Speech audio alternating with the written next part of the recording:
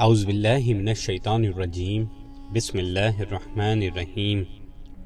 عجائب القرآن میں خوش آمدید۔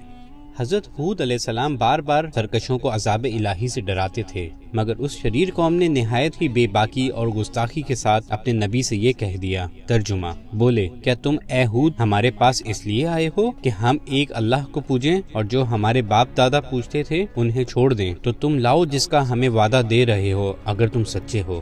آخرکار عذاب الہی کی جھلکیاں شروع ہو گئیں۔ 3 سال تک بارش نہیں ہوئی اور ہر طرف قحط و خشک سالی کا دورہ ہو گیا، یہاں تک کہ لوگ اناج کے دانے دانے کو ترس گئے۔ اس زمانے کا یہ دستور تھا کہ جب کوئی بلا اور مصیبت آتی تھی تو لوگ مکہ معظمہ جا کر خانہ کعبہ میں دعائیں مانگتے تھے اور بلائیں ٹل جاتی تھیں۔ چنانچہ ایک جماعت مکہ معظمہ گئی۔ اس جماعت میں مرثد بن سعد نامی ایک شخص بھی تھا جو مومن تھا مگر اپنے ایمان کو قوم سے چھپائے ہوئے تھا۔ جب ان لوگوں نے کعبہ معظمہ میں دعا مانگنی شروع کی تو مرثد بن سعد کا ایمانی جذبہ بیدار ہو گیا اور اس نے تڑپ کر کہا کہ اے میری قوم، تم لاکھ دعائیں مانگو مگر خدا کی قسم اس وقت تک پانی نہیں برسے گا جب تک تم لوگ اپنے نبی یعنی کہ حضرت ہود پر ایمان نہ لاؤ گے۔ حضرت مرثد بن سعد نے جب اپنا ایمان ظاہر کر دیا تو قوم عاد کے شریروں نے ان کو مار پیٹ کر الگ کر دیا اور دعائیں مانگنے لگے۔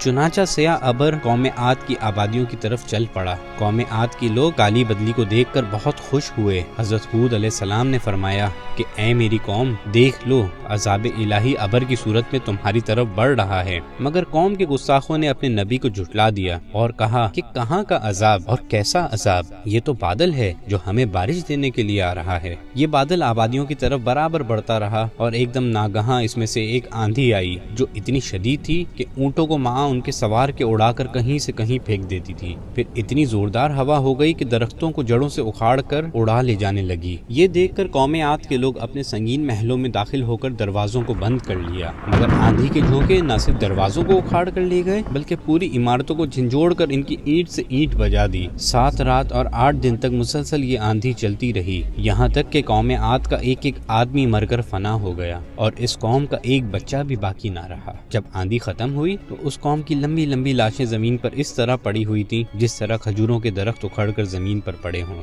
چنانچہ ارشاد ربانی ہے۔ ترجمہ: اور رہے عاد تو وہ ہلاک کیے گئے نہایت سخت گرجتی آندھی سے، وہ ان پر قوت سے لگا دی گئی 7 راتیں اور 8 دن لگاتار۔ تو ان لوگوں کو بچھڑے ہوئے دیکھو گویا وہ کھجور کے درخت گرے ہوئے، تو تم ان میں سے کسی کو بچا ہوا دیکھ رہے ہو؟ محترم ناظرین، ہمارے اگلے ایپیسوڈ میں ہم جانیں گے کہ وہ کون سا شہر ہے جس کو اللہ تعالیٰ نے الٹ پلٹ کر دیا تھا۔ تب تک کے لیے ہمیں اجازت دیجیے۔ السلام علیکم ورحمۃ اللہ وبرکاتہ۔